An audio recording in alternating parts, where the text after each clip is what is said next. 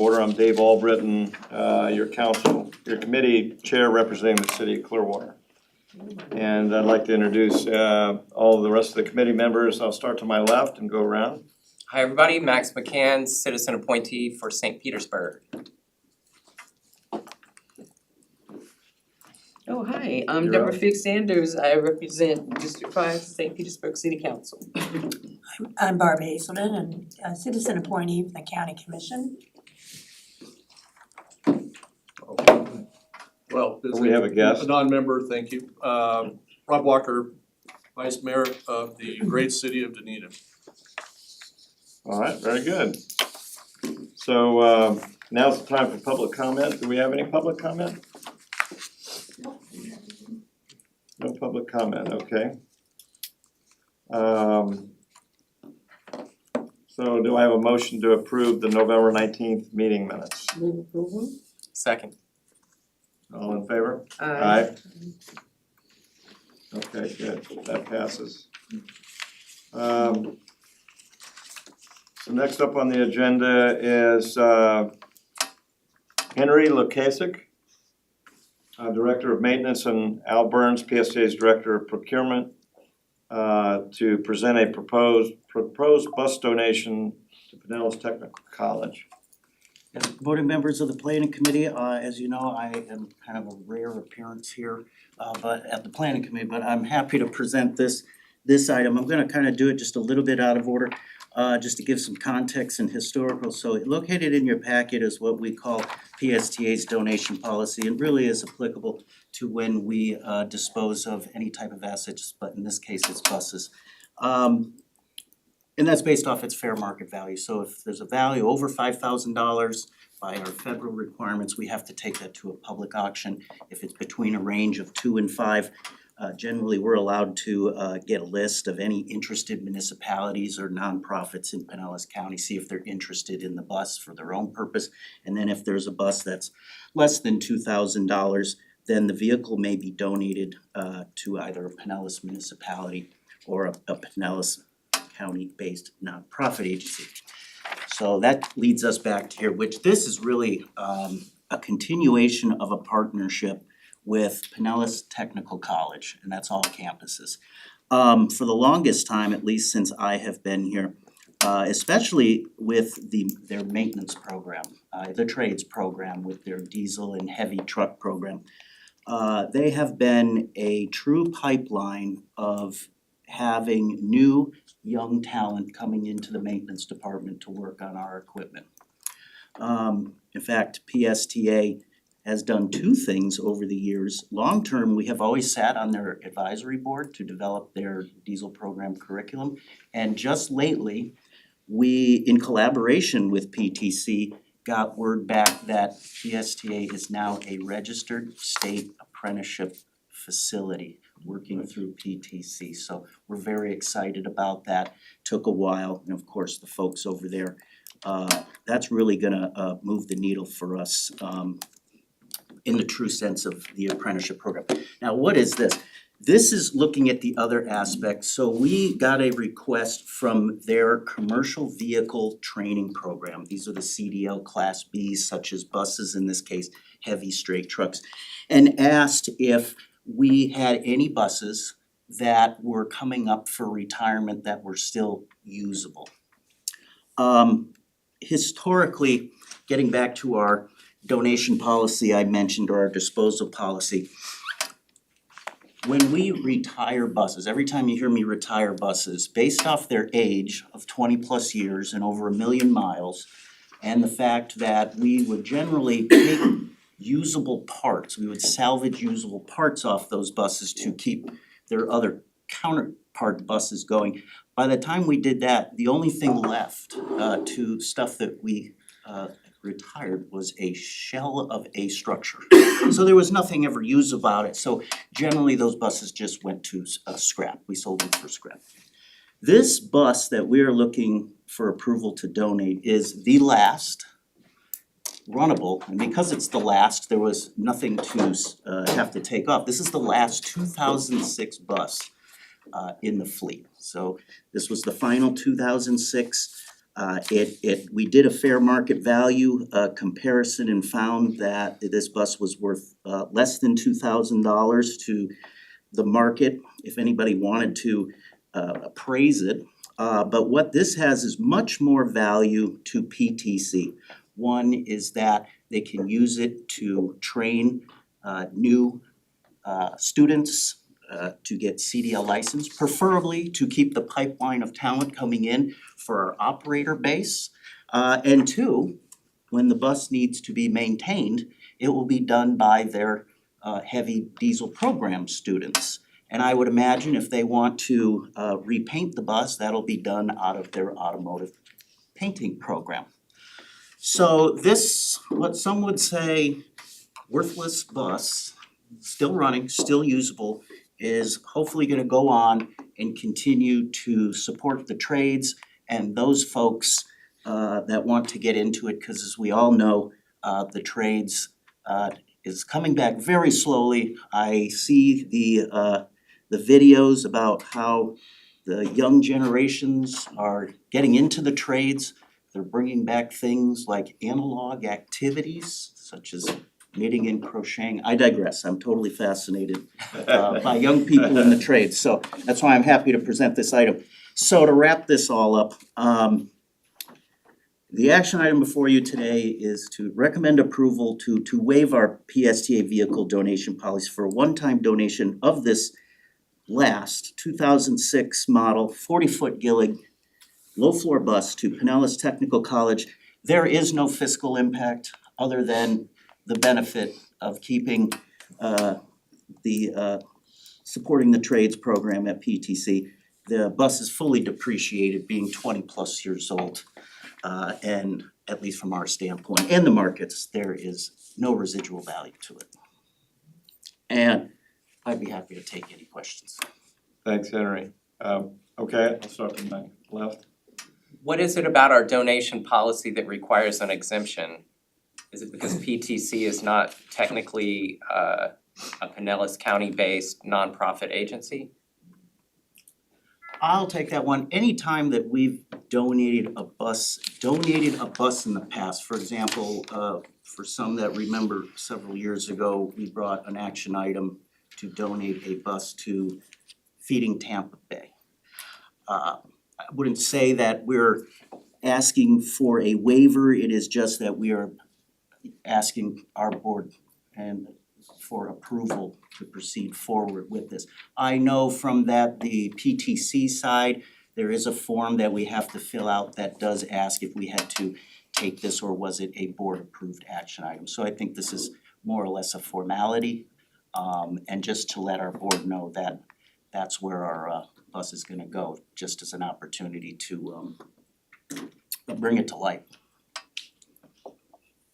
Did you have a question? Oh, I didn't know you were finished. Are you done? I am, thank you. Oh, okay. So first of all, thank you.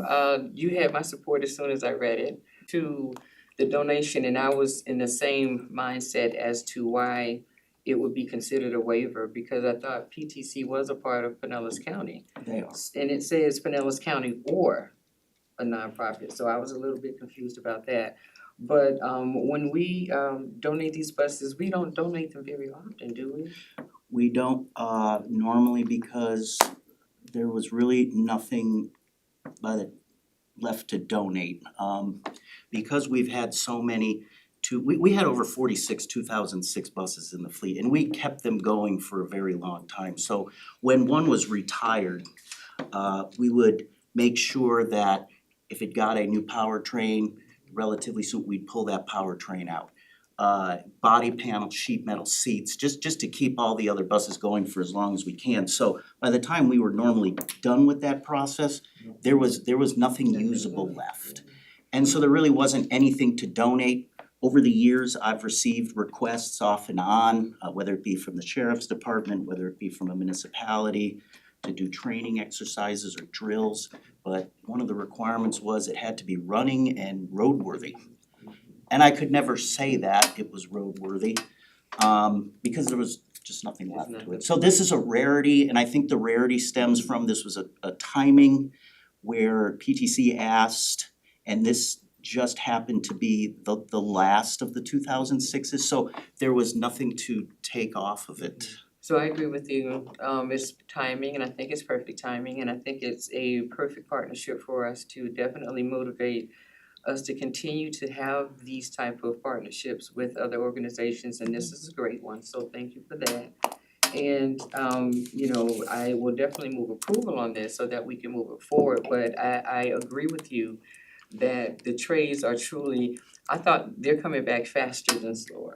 You know, cause my husband taught an HVAC class at PTC, and that really is the way that we need to go, and if we can contribute to those different type of employment and professional opportunities, that would be wonderful.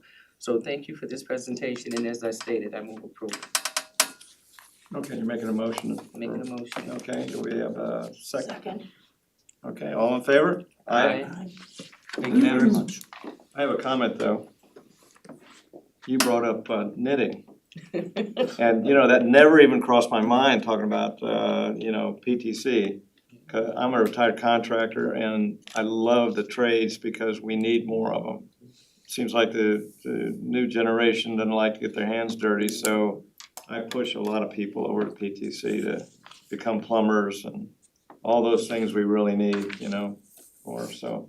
But I'll consider knitting there on my list for time entry. That and I hear doing puzzles again is coming. Oh, okay. Thank you very much, Yeah, appreciate it. thank you. All right, now, so next, Darden Rice, PSTA's Chief Planning and Community Affairs Officer will go over the proposed agreement with the city of Dunedin for 2 new artistic bus shelters. Yes, good morning, everyone. I'm Darden Rice. I'm your Chief Planning and Community Affairs Officer. And today's item is really a great news item. Periodically, municipalities, corporations, stakeholders reach out to PSTA to partner with us on our bus shelter program, whether it's adding a new shelter, upgrading an existing bus shelter, or working with bringing in new shelters, like in this case, which have special design specifications to work with a new streetscape project. And PSTA is always happy to oblige and work with our partners, and we're very appreciative that Dunedin Mayor Mo Freeney reached out to the planning department.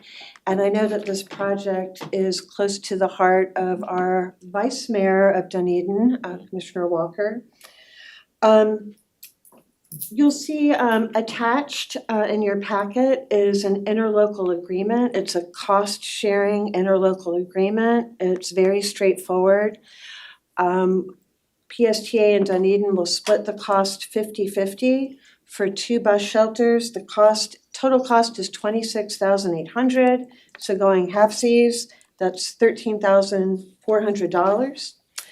In points 2 and points 3, you'll see that it's very straightforward. The city of Dunedin will order the 2 shelters. The shelters are delivered here to PSTA.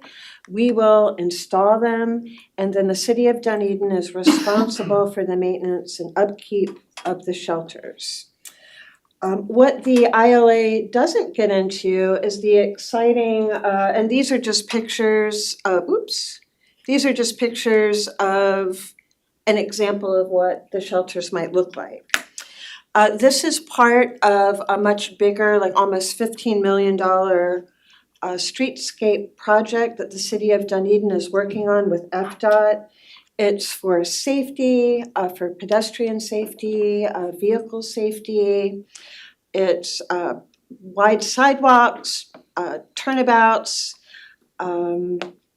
connections to the Pinellas Trail, and street parking, and just a really exciting project that we are happy, at least in some small way, to be part of.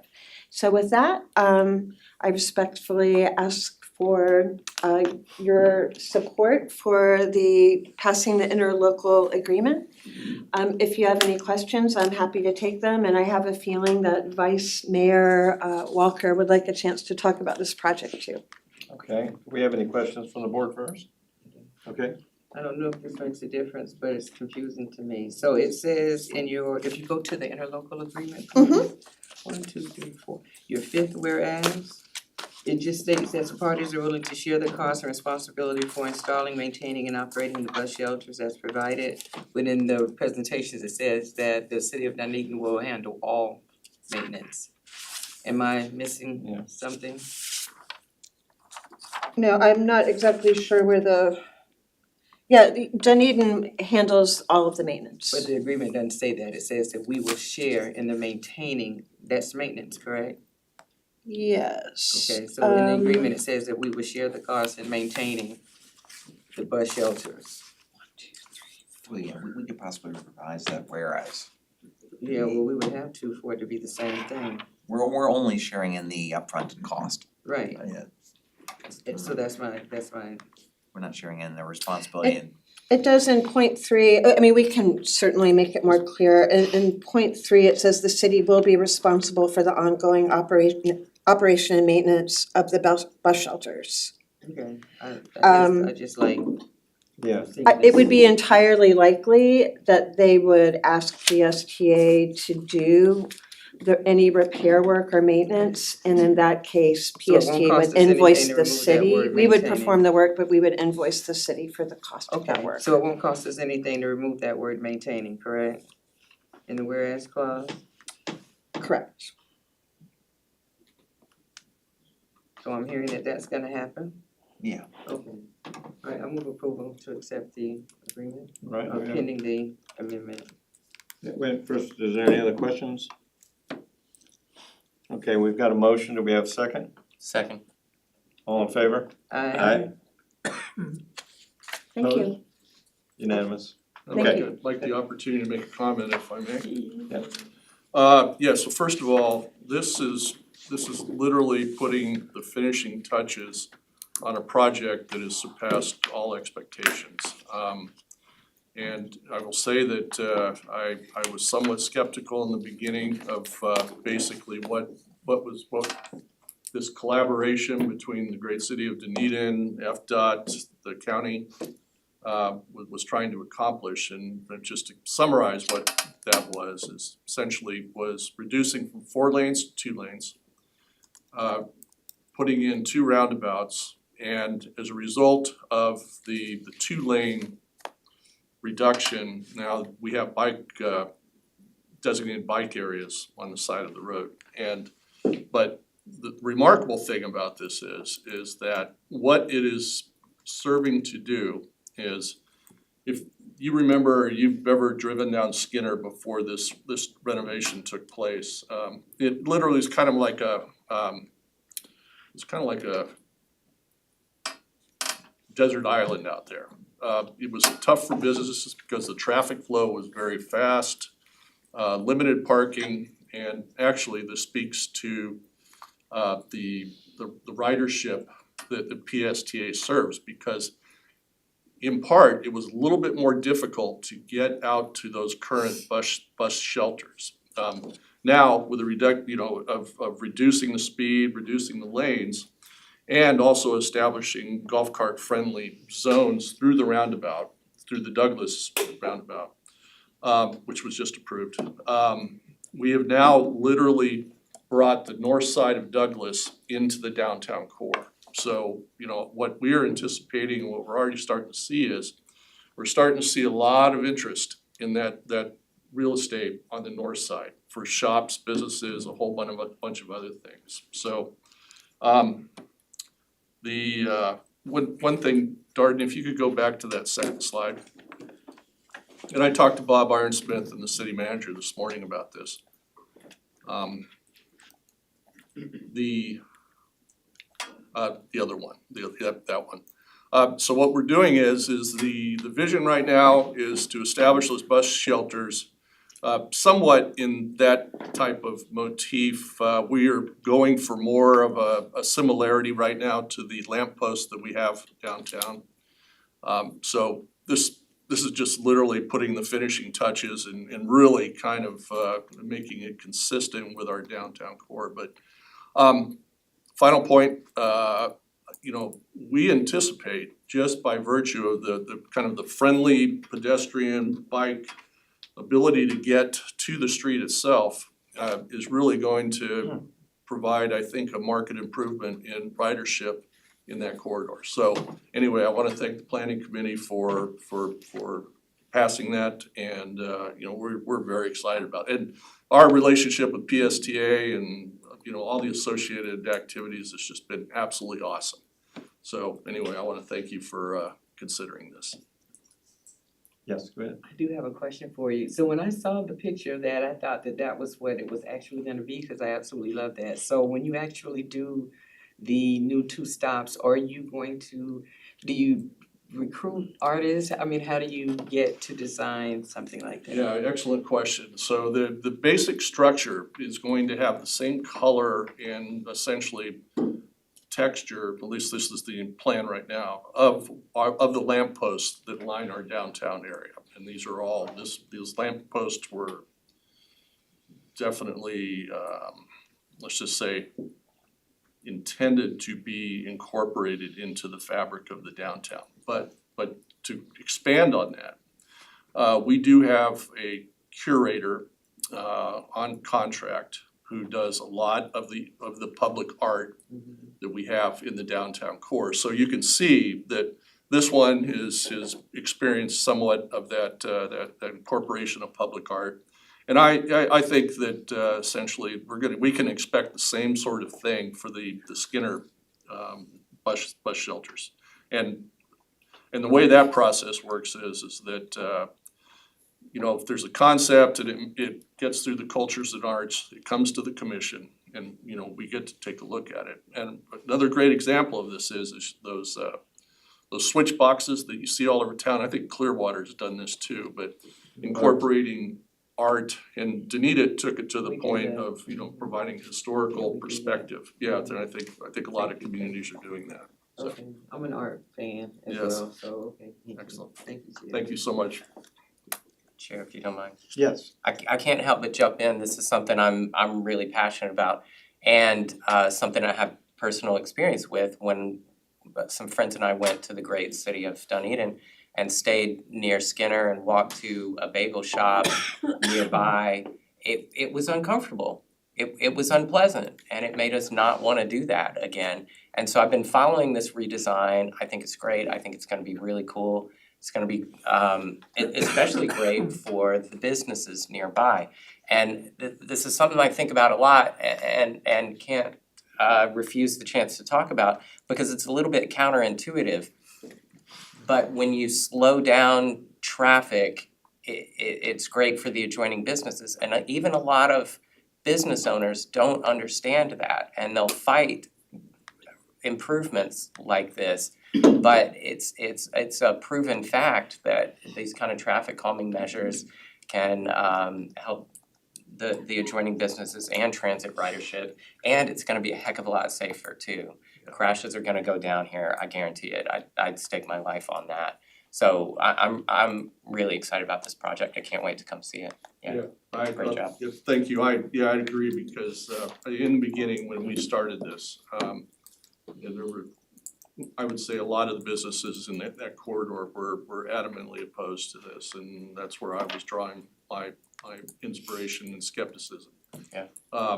But since then, and we had businesses that were challenged during the whole thing, but right now, we're starting to see that uptick, and it's been pretty dramatic. And I will also say that I think almost to a business in the corridor there, they're very pleased with the outcome. So, yep, good, That's thank great. you for those comments. Thank you. So Robert, I'm glad you came today, because now I know who to call when the final design on Drew Street comes. Because I was supportive of 2 lanes there, slowing the traffic down, and of course we had the same thing. Businesses, oh no, you gotta have, but it is counterintuitive. Yeah. And if we could get people to understand that, it's good. Yeah. All the way around, so. So Thank you, thanks for Mr. bringing Chair. that, Thank bringing you. that up. Thank you. A case study. Yep. All right, yeah, we already voted on this, so we'll go to Devin Deal. PSDA's Planning and Data Manager will present some early results and changes in the route changes to PSDA implemented in October. Kevin? Hey, good morning, planning committee, happy new year, I'm a year behind on my date, 2025, sorry about that. So as Commissioner Albritton said, I'm here to talk about some of the new data trends that we're seeing in our connected community bus network. We have a few months of data coming in, so we can give you a little more comprehensive update than we gave you about a month after launch in early December. So starting with ridership, this graph here is one calendar year of ridership from November 2024 to November 2025. November 25 was the first full month of service of the connected community bus network. And we did see a pretty stark drop in ridership. There was significant changes throughout our system. If a route didn't change numbers or change routing, it probably changed times or changed schedules. We discontinued 12 routes in the new network and started 5 new routes. So we know there's gonna be an adjustment period with a shakeup like this to the system. And then looking at December, after our riders had some time to adjust to the new routes, plan their new trips, figure things out, we have seen ridership start to rebound beginning in December. We also know historically, the consultant that we work with, Jarrett Walker, we talked to them about some of the impacts that agencies see immediately after implementation, and a decrease in ridership immediately following implementation is normal, and they do tend to see ridership trend up in the subsequent months. And again, we are seeing that early numbers in December. We also have good news about the Sunrunner. So what you see here is fiscal year 24, 25, and 26. Fiscal year 24 is in green, fiscal year 25 in red, and fiscal year 26 are those first 3 months up there in blue. The Sunrunner, with this new network change, has had its highest October, November, and December ridership since we started charging fares on that route. And that's not by mistake. Part of the changes in this connected community bus network was to make it easier for our riders to transfer to the Sunrunner. Routes like the 49, the 66, the 18, a lot of our core routes provide a better connection to the Sunrunner than some of our routes did previously, and we are already seeing early dividends with roughly a 15% ridership increase in the Sunrunner compared to previous years. We are, however, struggling a little bit with our on-time performance with the launch of the new system, and we are rolling out changes to address that, which I will get into later in this presentation. But I think as you can see, we have been slowly climbing up. If this went back maybe 2 years, you'd see us in the mid-60s about here, and we've been slowly climbing our on-time performance into the 70s, up to about 72% in September. Immediately following launch, we saw a pretty stark drop in October, November, and continuing down in December, though it is starting to stabilize. And so what we have done is, in November, we actually put out what's called an emergency database push. All of our routes and schedules are programmed into a database that we push out. That's what you see in Google, and everything else is our database. We did an emergency database push to adjust some of our most egregious issues that our riders and our operators were having. And one of those was on Route 52. Route 52 is historically one of our highest ridership routes in the system. We made a change to this route in the new bus network, and it now travels from PSTA up to East Bay and then all the way up to Clearwater. And this route has significant issues immediately following launch. The bus was consistently running late, both coming from Clearwater over here to our Largo Transit Center, and then from PSTA to the Largo Transit Center. Our operators were already a few minutes behind by the time they got to Largo, and then getting to the other end of the line, our operators were 8, 9, 10 minutes behind. They had no time for breaks. If they took a break, it put the bus 15, 20 minutes behind. And so nearly immediately, we started working with our operators, figuring out how to best address this. In our emergency database push, we built in some more trips to give our operators breaks on both ends and also allow them to actually run the route on time, because that's what our riders are looking for. And we immediately saw that pay off. So we were at about 68% on-time performance in September, and then after the launch of the new network, October I only did about 8 days in here after the new network, because that's all we had in October. And we saw on-time performance was about 37%. 1 in 3 trips roughly were on time on that route when we launched the new network. And so with the changes that we made, we got it up nearly to 50% and then up to 55% in December. We are still seeing those numbers climb up, and we're making adjustments like this across the system where we see some of our most egregious issues. And so just briefly to talk about some of the changes that we're making, or show you some of these routes go through your communities and your cities. There are routes like Route 9 that serves the Women on Goodwill work release, and whenever we changed the system, there were a lot of riders who had to get back to work release at night, and the changes that we made to Route 9, the last trip that they usually take was gone.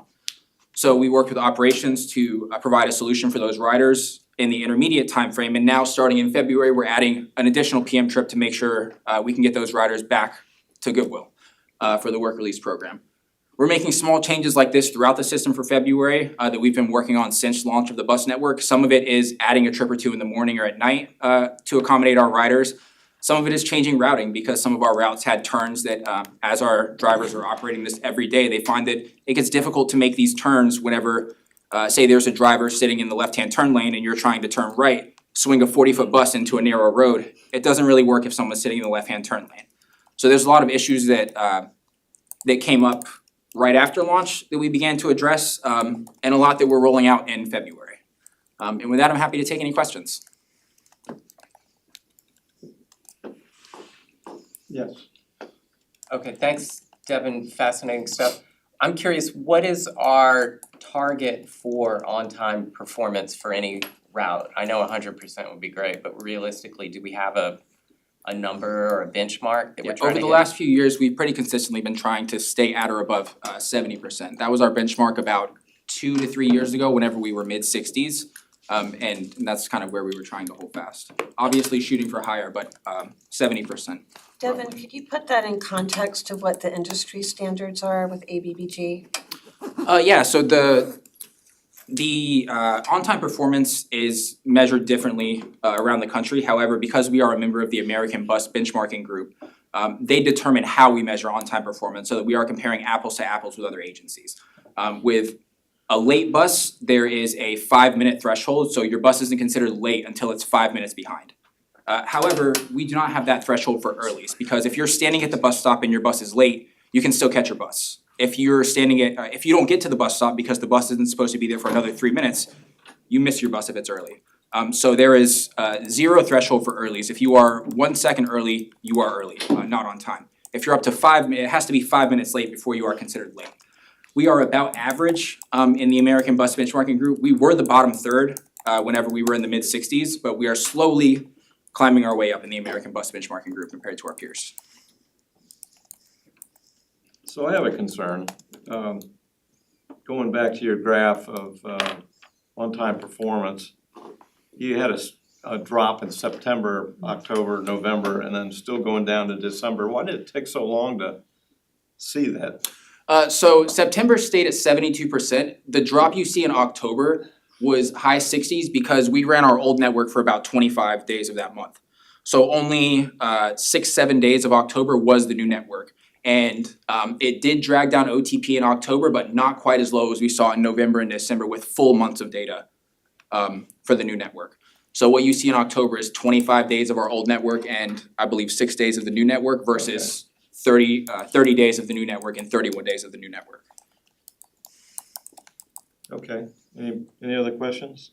Okay, thank you for the presentation, and I'm comparing numbers, and you're right, there was a vast difference in the numbers. Because all the routes that you gave for November are not in October. So I'm just taking the ones that were common on both sheets.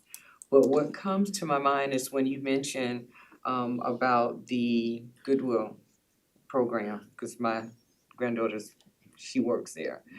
And when riders make complaints, so walk me through how we realized that that was an we took a route that we shouldn't have. What is the rider's process in getting us to reconform to access what their needs are? That's a great question. I need to follow that. So with this new network, at every single major terminal at PSTA, Gateway Mall, Grand Central, Park Street, I believe about 15 locations throughout the county, we had staff and supervisors stationed there on day one all the way through the end of last year. So we were personally talking to riders, getting their concerns and bringing them back to PSTA. If it's something we heard more than once or something that is a very clear issue that we have to address, like getting those women back to the work release program at Goodwill, we acted on it immediately. James Bradford, our chief operations officer, was working with them, I believe 2 days after launch, to find a solution for those riders. And we're tracking those? Yes, ma'am, we've tracked all of our rider complaints, all of our, everything we've done to address them all throughout this process. Okay, so we may have gotten 2 in October, and then we get 5 in November, and then we get more in December. Okay, so now there's a flag. Yes, ma'am. Okay, so I'm glad to hear that. Then also, when it comes down to problem resolution, how is that addressed? I know you said you have supervisors sitting at those stations right after the launch, but is there a designated call line complaint about the new connecting network? Yes, ma'am. All the way through the end of 2025, we had a connected community bus network email, just CCBN at PSTA. That was plastered everywhere, all around at all of our terminals. Anybody, any concern, if they sent it there, it got sent to a group of about 25 people. Other than that, they could call the customer service line, and those get logged the same way and passed on to staff who are addressing it. They could talk to a supervisor or staff at our locations who would then record that complaint and pass it on, and keep that in our log of concerns that we're hearing from riders. Okay, that suffices. Okay, thank you so much Yes, for ma'am. that. Thank you, Chair. Any other questions? Thank you, Devin. Thank you. All right, does any committee member have any other business? Oh, I do. I forgot to ask Devin. One quick question. Okay. I forgot to ask it. I wrote it down. Based on the question that Commissioner Albritton asked, what took us so long to recognize that trend? How long are we gonna go before we may wanna reconsider reconstructing some of our network? So in February, before February, in November, we immediately addressed some of our most egregious issues that we saw. And the changes coming in February, adjusting the runtimes, changing some routing, we feel like a lot of that will have a significant impact on our on-time Okay, performance. great. Thank you so much for Yes, that. ma'am. Thank you, Chair. Yeah, if I could just add, the PSTA for a calendar with our labor agreements with our union, we have to change the service 3 times a year. Okay. February, October, and June. Those are the 3 normal times. And if you think about it, we have been making little adjustments to the system that was the routes that was created 25 years ago. Every third of the year, we've been making little tweaks here and there based on rider complaints and things like that over time. So we just massively changed everything. So February is the first normal change, but there were some things that were going so crazy that we did an emergency thing in November, and then February will be normal, and then we'll make more changes in June. I'm sure, just keep making it better, but we got 25 years to catch up on tweaking it to make it run optimally. Yes, Darden. I also, and to add on to what Devin's response to the chair's question, we realized as soon as we got a couple of calls from Goodwill, we recognized immediately. I mean, our whole team got together to figure out that we needed to solve this just immediately, because as I'm sure anyone would agree, that the Goodwill's program to get formerly incarcerated people to work is so important. And that program depends on PSTA. We don't get extra funding for supporting that program, but when our services are cut, it's this type of support service that we offer throughout the county that gets impacted. And I just can't help but just mention that PSTA service is so integrated into so many other community support networks. And we don't receive direct funding for it, but we do it because it's the right thing to do. Good job. Well, and it's good to know, because I think we worry more about the process of how that comes up, because if you see something that's needs to be fixed, we wanna make sure that we're on it, to try to help, so. And Mr. Chair, last night at the Track Riders Committee, Nicole gave the presentation similar to what Devin just presented to the riders. And they validated a lot of the things that are in the PowerPoint that they had experienced, and then they also had new stuff, and it was a lively, positive discussion where we'll make even more changes. Right, Yeah. that's a good thing. All right, thank you, Devin. Thank you. Thank you. All right, anybody have any other business to bring before the board? I do. Okay, Okay. Hey, I'm still interested in seeing what it would take to get the Sunrunner to 10-minute service. I'm just one person, so take that for what it's worth. But I think I think that difference in 15-minute service versus 10 minutes would be a big deal for the people who ride and depend on the Sunrunner.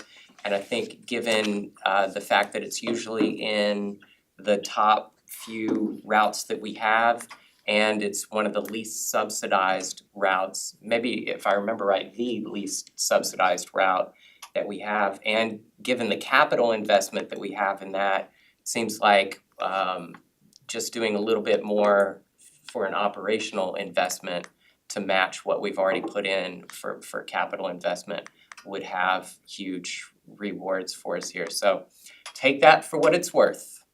Appreciate everything everybody's doing. Looking down here and seeing that we gave 730,000 rides in November 2025. That's down from the previous year, but that's still a whole lot of rides that, in my opinion, we're doing a great job of delivering in a cost-effective way. So thanks, everybody. Great. Yes.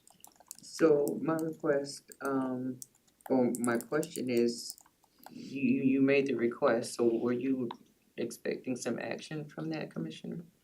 Were you expecting anyone to evaluate Throwing it what- into the universe. I've asked PSTA to provide a cost estimate of what it would take to increase frequency. Trying to start the conversation, but thank you for prompting. And we have it, and we've developed a cost estimate that hopefully will present as part of the upcoming budget process. Okay, so they have some action, okay. Thank you. I mean, I think we should, if you could get that out to all of us, that would be helpful. Oh, yeah. Okay, thank you. All right, if there's no other business, our next meeting is February 18th at 10:30. Meeting adjourned. Thank you. Well run as always.